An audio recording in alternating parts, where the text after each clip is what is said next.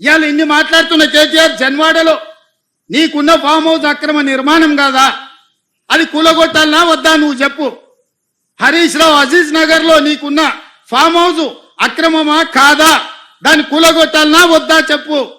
సబితమ్మ నీ ముగ్గురు కొడుకుల పేర్ల మీద 3 ఫామ్ హౌసులు కట్టినావు కదా, నువ్వు సబితమ్మ లేక పేద అరుపులు అరవకమ్మా, నీకున్న ఫామ్ హౌసులు కూడా లెక్కలు ఉన్నాయి, కూలగొట్టాలనా లేదా సబితమ్మ నువ్వు సలహా చెప్పు. మీకెంకంగా ఉన్న కేవీపీ రామచంద్రరావులై కూలగొట్టాలనా వద్దా చెప్పు.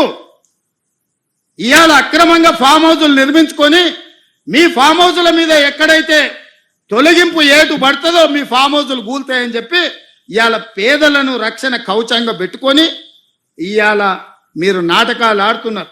నల్ల చెరువులో ప్లాట్లు వేసి అక్రమంగా అమ్మినోడు మీ పార్టీోడు కాదా? మూసి నది ఒడ్డున ప్లాట్లు వేసి పేదలకు 10 లక్షలకు 100 గజాలు అమ్మింది మీ సన్నాసులు టీఆర్ఎస్ నాయకులు కాదా?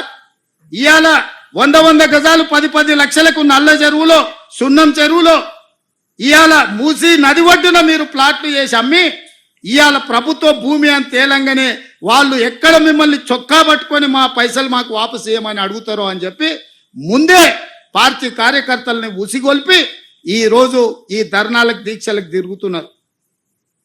ఇవాళ మూసీలో వచ్చిన వరదలు తెలంగాణ రాష్ట్రాన్ని హైదరాబాద్ నగరాన్ని ముంచేస్తలేవా? మరి వాటికి పరిష్కారం ఎట్లా నాకు తెలియదా?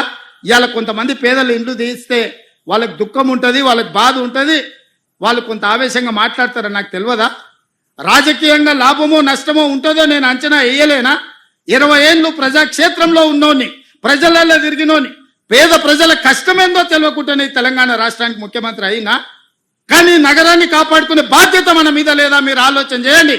ఇవాళ హైదరాబాద్ నగరానికి తాగునీరుని అందించిన ఉస్మాన్ సాగర్, హిమాయత్ సాగర్ లో బల్చినోళ్ళు బల్చి కొట్టుకుంటున్నోళ్ళు ఫామ్ హౌసులు కట్టుకొని వాళ్ళ డ్రైనేజ్ తీసుకెళ్లి ఆ గండిపేటలో హిమాయత్ సాగర్ ఉస్మాన్ సాగర్ లో కలిపితే వాళ్ళ డ్రైనేజ్ నీళ్లు హైదరాబాద్ నగరం తాగాలనంట.